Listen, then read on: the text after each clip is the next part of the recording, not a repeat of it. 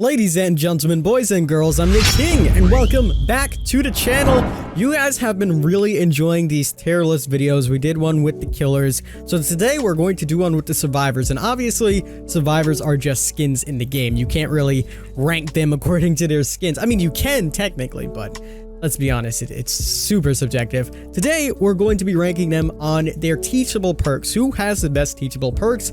Who's the best character to level up if you're brand new to the game? And which survivors have the most terrible perks? Now, this list is fully updated. The only person we're missing here is Yui, so I'm going to have to add her in manually when I actually edit this post. But yeah, we're going to go ahead and jump on into the list. I also have the Dead by Daylight wiki right here, just so I can cross-reference and get some perks and everything, so I don't miss anything and sound like an idiot. Disclaimer before this video starts, this is 100% subjective. You may or may not agree with me on certain things, and that's fine. You're all entitled to your own opinions. However, if I do see any comments below just saying you're wrong, if I see any comments of people arguing like way too excessively and not having constructive debates, I'm just going to remove those comments. We're here for a good time and just to have discussions in Dead by Daylight. So let's begin, shall we? We're going to start off with the first boy on our list, Dwight. So Dwight has 3 perks. He has Bond, Prove Thyself, and Leadership. Let's start off with Bond. Allows you to see where your teammates are in a 20, 28, and 36 meter range. Now, Bond is a really good perk. It's very underrated. A lot of people don't use it, but it gives you so much information. You can know when your teammate's being chased. You can know exactly the positions of someone, if someone's on the hook, if someone else is going to run towards them. You can get so much information from this perk, and it's definitely one of those underrated perks that a lot of people don't give enough credit to. When we play in tournaments, Bond is something that everybody has because it just gives you so much information, which is already putting Dwight pretty up there. Then we have Prove Thyself and Leadership, which are basically the same kind of perk but work in different kind of ways. So for Prove Thyself, you increase your repair speed by 10% for each survivor working on the generator within 4 meters, so that way you'll just work on the generator a little bit quicker if someone is next to you. This is pretty good if you want to get through gens pretty quickly, but it's not an over-the-top perk. You don't see it all too often because the 10% when you're working with 2 people really is quite insignificant. Leadership is the last one. Increases the other survivors' healing, sabotage, unhooking, cleansing, and opening exit gates and search chest speeds by 15, 20, 25 when you're at 8 meters range of view. So your teammates are going to get a benefit from this. It's a pretty okay perk, but unless you're playing a survive with friends, it's not really used that much. It's a perk that's overlooked as well. It is good in certain situations. Maybe if a survivor is dying light and they also get this stacked upon it, it's pretty okay. But all in all, it's not the best perk. The only really good perk here is Bond. And for that reason, we're going to take our boy, Mr. Dwight, and we're going to put him in the B tier. You know, he's right in the middle. He has one good perk. He's not terrible to be in the bottom, and he's not really good to be over the top. Let's move on. We are going to talk about our lovely lady, Miss Meg. Now, Meg is really good when it comes to perks. She has some of the best perks in the game. We'll start off with Quick and Quiet. Quick and Quiet is probably the weakest when stacked and compared against her other 2 perks.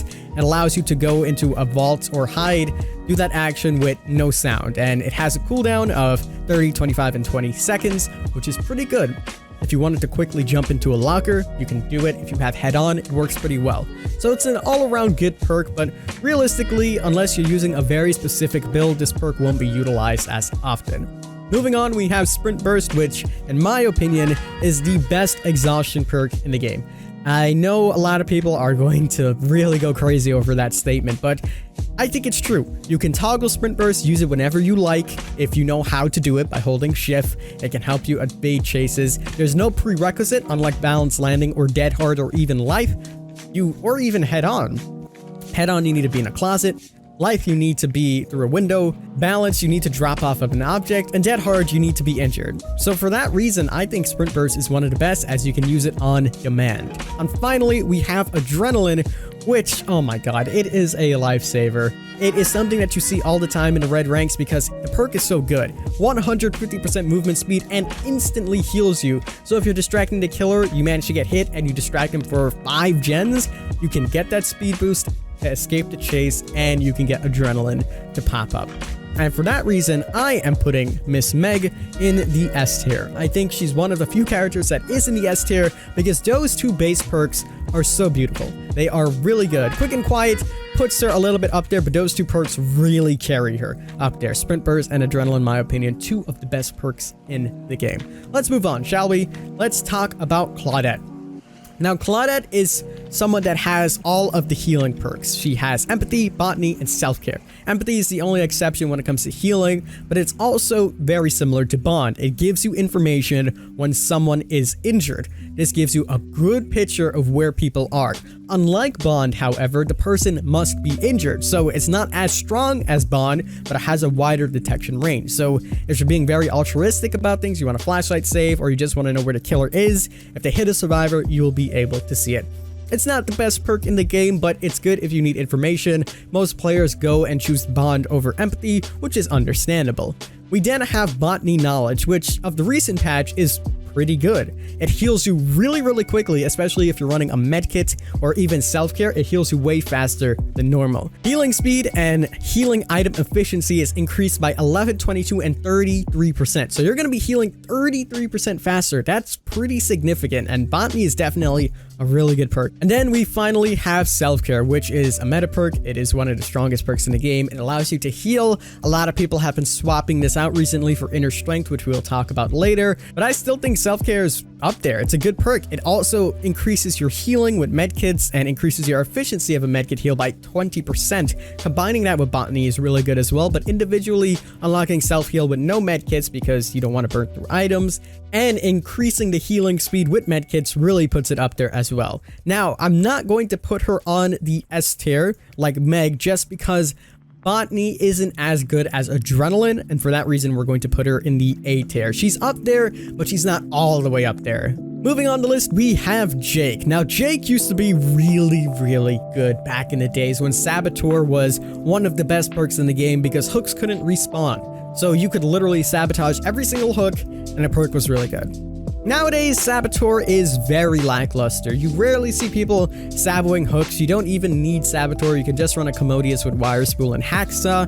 And for that reason, Saboteur is not up there, and it's going to knock some points down from Jake. It does increase your normal sabotaging speed by 50%, so if you are going to try to sabotage things, which realistically, there's no point in doing that besides points, of course, then it does have a little bit of a benefit. It also makes things that are broken stay broken for an extra 30 seconds at max, which is good, but realistically speaking, the hooks spawn so close to each other. If you're playing against a trap, or on the rare case, you know, there's a bunch of traps around, there's not much you can do with Saboteur. Calm Spirit is next. It recently had a buff not too long ago where if you take a hit, you don't make any noise. This is good for combating the Doctor, and it also doesn't scare any crows, which is pretty good as well. It gives the killer less information because some killers look for crows like myself. It's an okay perk. You don't see it all too often because realistically, when you get hit by a killer or hooked, that's the only time you will make a noise or a grunt or anything like that. And, you know, it's pointless at that point because the killer's already seen you. Only the Doctor and not showing your screams is quite beneficial, but on the odds of you getting a Doctor and running this perk,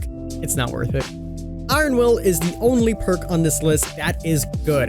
It numbs all of the sounds of pain. So no matter what, once you're injured, you'll make no sound whatsoever. Now the killer can run Strider, and it kind of has a little bit of counterplay to that, but killers don't really run Strider all too often unless they're like the Spirit or something. So Iron Will is really good. It allows you to set up mind games, as you could just run, trail your scratch marks, hide, the killer will listen, they won't hear you. So it's a pretty good perk all around. And Iron Will itself is so good that it's going to bump up Jake into the B tier. Now, he would be higher if this was like way back in the days, if this was beta Dead by Daylight. He would be in the S tier right now. But as of now, he doesn't really have much going for him. And for that reason, he is in the B tier. Next is Nia. Nia has some interesting perks. Streetwise, we'll talk about first, is probably the weakest of all of her perks. It just increases the efficiency of your items by 25%, and it also does that for your allies. Realistically, nobody runs this because you can just run add-ons that increase your charge. We don't really need to talk too much about it. We can brush over it. Urban Evasion is next, and it's something more of the casual players use quite a lot. However, it's really good when it comes down to being super stealthy. And this can help you in many cases. If you're a Claudette hiding in grass or anyone just trying to evade the killer, it can work pretty well. Trailing your scratch marks, urban evasioning back, works pretty damn good. So Urban Evasion is going to put her up a little bit. I'm not a big fan of Urban Evasion as I don't play the stealthy route, but I know a lot of people that run it, and it definitely mind games me sometimes because someone would run off in a direction, and just Urban Evasion. It's super good for being sneaky, and for that reason, it's going to bump Nia up. Next, we have Balanced Landing, which prior to the patch was arguably one of the strongest perks in the game. However, it has fallen a little bit short because now when you fall and you're exhausted, you don't get that 75% reduction. It gets rid of a lot of loops that people used to abuse, and it's just another perk that is exhaustion that requires you to have a prerequisite. And for that reason, I don't really like it, but Balanced Landing is still a great perk. It is still good. It's still one of the better exhaustion perks. It's better than life in my opinion. And you know, if the conditions are right and the conditions are met, it can really get you out of some very sticky situations, because by the time it takes a killer to, let's say, vault and you balance landing and run away, you can then combine that with other perks like Urban Evasion or something, or just gain distance. By the time the killer vaults and gets through the window, you will be pretty far. And for that reason, we are going to put Miss Nia in the A tier. She definitely deserves it, so we're going to put her there. Next on the list is Laurie Strode. Now, Laurie is quite interesting. She has some 3 interesting perks. We'll start at the top. Soul Survivor. Your aura cannot be read by the killer within a maximum range of 20, 22, and 24 meters from each killed or sacrificed survivor. So essentially what this means is that your aura won't be revealed next to a killed or sacrificed survivor. It's very conditional, but it can come into play in certain situations, so it's going to buffer up a little bit. I won't talk too much about Soul Survivor because you rarely see it. Object of Obsession is next, and this is one of the perks that I honestly think needs a 2020 overhaul as we're approaching 2020, as it's a very old perk, and it used to be really strong. Now it's a little bit more, I wouldn't say balanced, but a little bit better, because you used to be able to see the auras of the stealthier killers. Essentially, if you don't know what this does, if you're looking in the killer's direction and you basically look at each other, your auras will be revealed. Right off the bat, this gives you so much information. You know what kind of killer it is, you know where they're at, and if you are seeing them, you know exactly where they are at all times. It's really good. It gives you the head up on when the killer is coming, where the killer is at, if he's chasing someone, if she's chasing someone, whatever the case may be. So it's a really good perk when it comes down to giving the survivor information. Now, it doesn't work on the stealthier killers anymore, such as the Wraith, or if the pig is stealth crouching, or if Ghostface is in his stocky mode, which, you know, is fair. You're not meant to see the stealthier killers, but the perk is still good overall. You still get a lot of information, and it's again going to buff Laurie up a little bit. Next up is Decisive Strike, and Decisive Strike is one of the more notorious perks in Dead by Daylight. It is a very strong perk. It is a second chance perk that basically rewards you if the killer decides to tunnel you. If you're on the hook and you get saved after 60 seconds, if the killer decides to pick you up, you can hit a skill check and escape the grasp. It is strong. It's still strong. It's used to be way stronger back in the days. It used to be you didn't need to be on a hook, you could just use it, and then they made it so if you were the obsession you only could use it, and now it's that if you are unhooked and the killer decides to tunnel you, you can get that. But it's still a second chance perk. If you get unhooked, you can literally just grab the killer's attention, jump in a locker, decisive them, maybe even drop head on there, I don't know, and it's really good. It buys you a lot of time, it stuns the killer for 5 seconds, and for that reason it's going to buff Laurie up a lot because it is a damn good perk. And we're going to put her in the, not the C tier, we're going to put her in the S tier. And I know this one might be a little bit controversial, but she's definitely up there with Object of Obsession giving her so much information, Decisive Strike just being so strong. She's definitely up in the S tier. Let's move on, shall we? The next person on our list is Ace. Now, Ace is quite interesting. He doesn't really have too much good perks. He has Open-Handed, which increases the aura reading ranges by 8 meters. This is a completely useless perk. No one will ever utilize this. Up to Ante, which does give him which for every survivor alive, you get a bonus luck of 1, 2, and 3%. We know that luck doesn't do anything really besides your hook escapes or your attempts to escape off a trap or something like that. So it's also another useless perk. This doesn't affect your rarity of when searching items. We know there's no correlation between that. And then we have Ace in the Hole. Now, Ace in the Hole is probably the only good perk that Ace has that gives you a 10, 25, and 50% chance to find a second add-on of an uncommon rarity or lower. This is good for farming items, but besides that, there is literally no point, and you'll need to run this with Plunder's Instinct. So with this alone, you'll probably find a mediocre item with maybe a good add-on. Ace definitely is not up there on the high tier list, so we're going to put him down in the D tier. He doesn't really have any perks that help you in the chase or anything like that. It's just perks to help you game-wise, I guess, in the sense that you get a better item or whatever the case may be. It doesn't help in chases. It doesn't help you do anything like that. So for that reason, he's in the bottom. Let's move on to Bill. Now, Bill is a good survivor. Left Behind is the first perk on the list. This one has been reworked quite a lot, and now it's actually kind of good. When you are the last survivor remaining in the trial, the aura of the hatch is revealed to you within 24, 28, and 32 meters.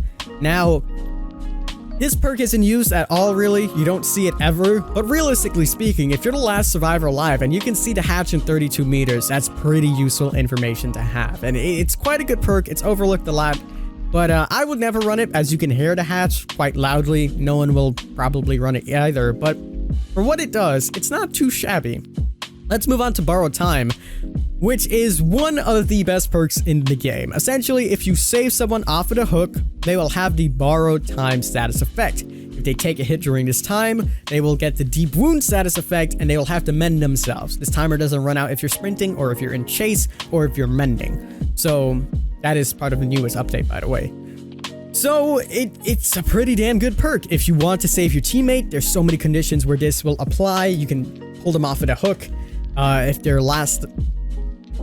the hook and EGC is happening and the killer decides to tunnel them, you can grant them a second life. If you just want to farm them, you can, because they'll get Borrowed Time. It is definitely a good perk. Unbreakable is next, and this is a very conditional perk. However, when it does work, it can change the outcome of the game significantly.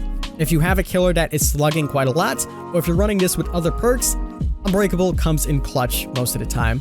Now, it's very rare that the killer does decide to slug you, but it's not super duper rare. So there's like, let's say, a 20% chance the killer is going to slug you for many reasons. They might see another survivor. They might think you have decisive strike.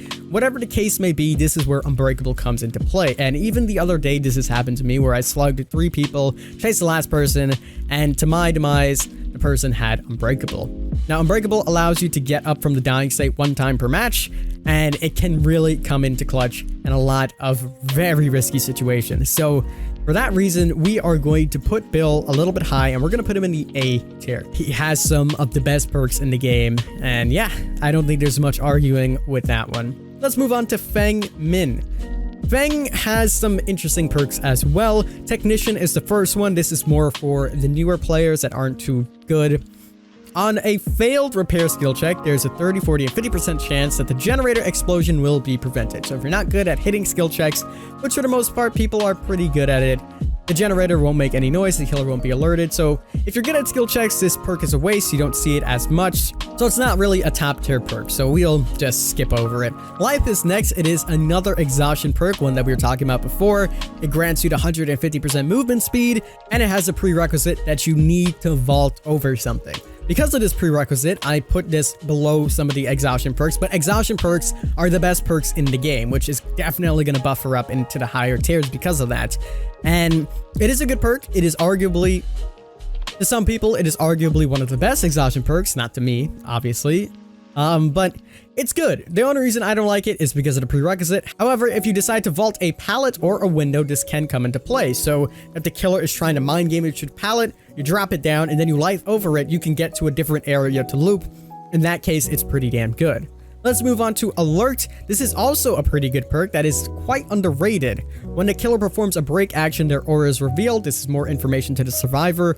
So if they decide to break a pallet while chasing someone, or if they decide to kick a generator, you know exactly where they're at. And there's no cooldown to this, so it's a pretty good perk. For that reason, we're going to also put her in the A tier. She has good perks. You know, Alert is very underrated. Life is an exhaustion perk, so automatically she's up there on the list. Let's move on and talk about the next survivor, and that survivor is David King. Now, David King has one perk that just is no good. It's garbage. And that's no mither. You automatically start injured, you don't leave any blood, but you make grunts and noises, and if you are slugged, which the killer will never do, you can get yourself back up indefinite amount of times. The perk is no good, we're just gonna skip over it.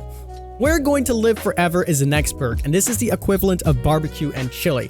If you're a brand new player into the game, this is something that you're wanting to get early on, as it grants you 100% more blood points for doing altruistic actions. If you get a safe hook or take a protection hit, you'll get tokens, get 4 tokens to get the max bonus. This helps you level up, gives you 100% in all of your categories, and no offering or anything is required. So it's good if you want to farm some points. Gameplay wise, however, it's gonna put you a little bit more risky because now you have to be over altruistic. You have to get those protection hits and those safe unhooks. Dead Hard is next, which is again one of arguably the best exhaustion perks in the game.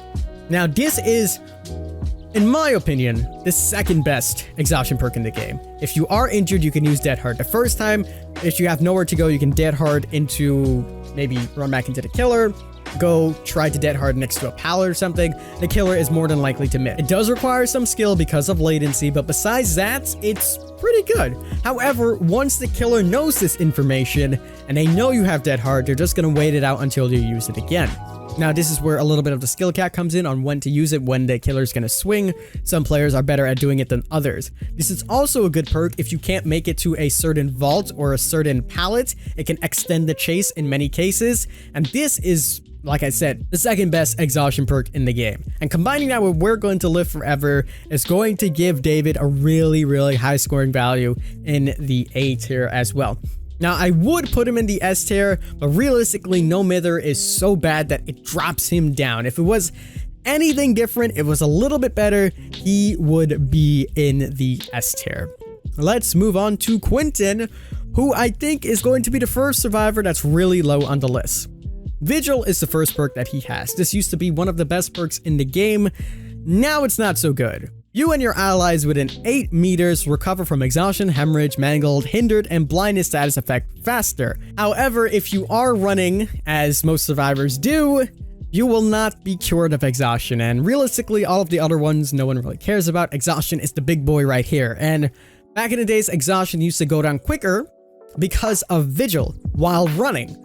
Now that when you're running, exhaustion stays the same, Vigil really has no play to it, and to 40 seconds, 20% faster, 40, it's nothing. It's realistically nothing. So Vigil is overlooked so much.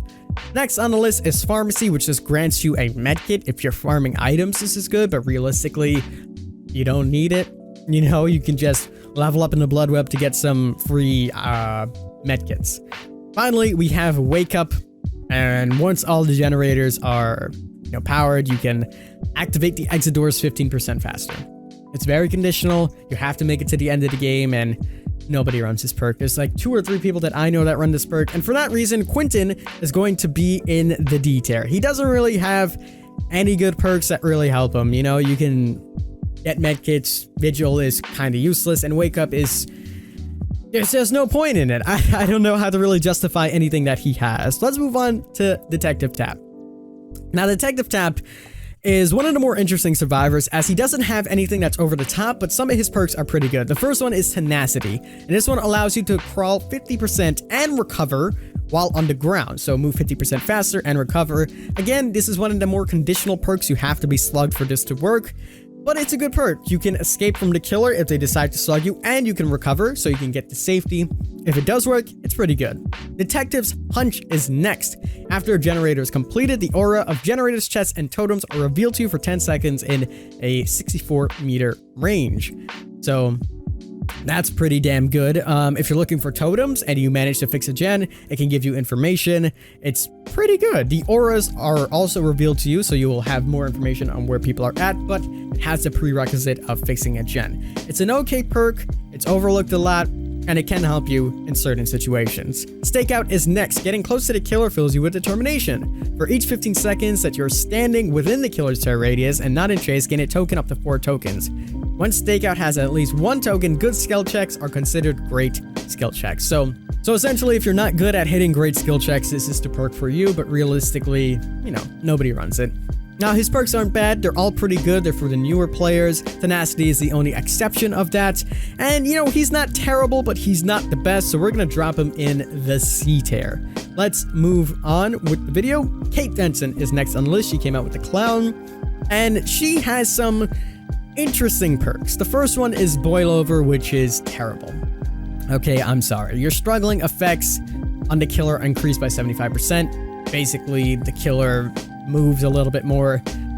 There is no point in running this perk, as that literally does minimal to the killer. we can breeze over that perk because there's nothing really to it. It just, you know, you have to be carried by the killer, and then once you're carried by the killer, they'll still get you to a hook. There's no point in running that. Windows of Opportunity is next, which gives you some information. It's one of those perks, if you're newer, it helps you. It's like Zenzen Tactics on the new Oni killer, where you can see pallets and windows and they're revealed to you. Once you vault or drop a pallet while in chase, this has a cooldown. It gives you information for 20 meters, which is good, so you don't go straight to dead zones. But if you're a more experienced player, you don't need the perk, but it's one of the mediocre perks. It's not too bad. Dance With Me is next, and this is quite possibly a good perk. If you're combining this with other perks, it's pretty good on its own. It doesn't really help you all too often. Essentially what it does, it gets rid of your scratch marks once you perform a fast vault or leaving the locker. So that way, if you fast vault, you can run a direction. The killer won't know where you went because they can't track your scratch marks. They're okay, but individually, they don't really stand out. For that reason, we're also going to put Kate in the C tier. He's not one of the best characters because, you know, as I said, her perks are pretty mediocre. Adam Francis is next on the list, and he has some, again, balanced perks in the game. Autodidact is the first one, which you don't see all too often. You start the trial with a negative 25% progression penalty for skill checks to heal survivor. However, each token grants you plus 15%, and you can get a maximum of 5 tokens, which increases your healing speed. It's pretty good if you can manage to hit those skill checks and then get those tokens, but realistically speaking, it doesn't happen all too often. You don't really need that much help when it comes down to healing. Deliverance is next, which is one of the better perks. As long as you have safely unhooked someone, you will have Deliverance active, and you can save yourself off the hook. Now, this is really good if the killer is camping you. This is really, well, not really if the killer is camping you, but let's say you're about to go into second life, you can use it just to get off the hook and then maybe use another perk. It's also good if, you know, the killer is patrolling or something like that, and everybody else knows you have the perk. They can just work on generators. You can wait until the last moment to unhook yourself, giving your survivors some time, or you can just make it easier on everybody by unhooking yourself and no one has to waste their time trying to get you. It's a good perk. Diversion is next, or the Pebble perk, and once you are in the killer's heartbeat for a certain amount of time and not in chase, you'll get a pebble. Toss the pebble, you'll leave some scratch marks, make some noise. Pretty good. It's pretty good, you know? It can trick a killer, but for the most part, you don't see it all too often because some of the other perks outweigh it. But it's a pretty interesting perk to say the least. It's definitely something we haven't seen before, and I quite like it. Now, all these perks combined is going to give Mr. Adam a mediocre rating as well. We're going to drop him into C tier. Nothing really helps you significantly besides Deliverance, and that's pretty much it. So only one perk is going to drop him into the C tier.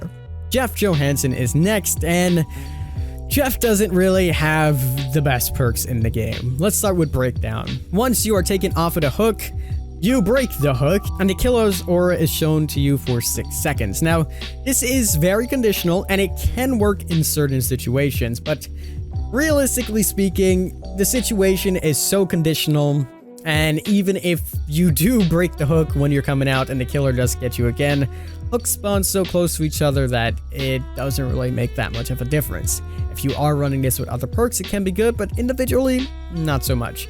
Aftercare is next, and this also gives you a lot of information. If you unhook someone or someone unhooks you, you will both see each other's auras. This can occur for up to 1, 2, or 3 survivors. All effects of Aftercares reset when you are hooked by the killer. So this will always let you know where the person is. Again, other perks such as Bond and Empathy outweigh this one. It's not really that useful. Distortion is next, and the only thing that Distortion is used for is knowing if the killer has barbecue and chili. Besides that, that's pretty much it. So when your aura would be shown to the killer, it doesn't. Instead of it consumes a token. So barbecue and chili is realistically the only thing that shows your aura, besides maybe like Rancor or something like that, which you rarely see. So Distortion is only good for combating that. And it used to work on Freddy, it doesn't anymore. So for that reason, we're going to put Mr. Jeff in the bottom as well, in the C tier. He's not the best, but you know, he has some interesting perks. Next up is Jane, and we're almost nearing the end. Jane has 3 teachables. First of all, Solidarity. This was supposed to be one of the better perks when we first heard of it, and it just never had that spark to it as the other perks that we see in the game. While injured, healing a survivor without using a medkit also heals you up to 50%. But again, realistically, there's not too much issues with healing. It's only what, an 8-second heal to heal someone. You can heal each other in time. It's a waste of a perk slot, so you know. Poised is next, and Poised is actually quite an underrated perk. It's like the Better Dance with Me, but the prerequisite is that a generator needs to be popped, and you leave those scratch marks for 10 seconds in total. Upon that, what ends up happening is you can run away, you can leave the chase, but it's, again, so conditional. It only happens to a maximum of 5 times a game that it doesn't really work. The only good perk that she does have, in my opinion, is Head On. Now, Head On allows you to stun the killer once you jump into a locker for 3 seconds, and this is really, really good, as you can stun the killer in a time of need. Combine this with other perks like Quick and Quiet, you'll do pretty good.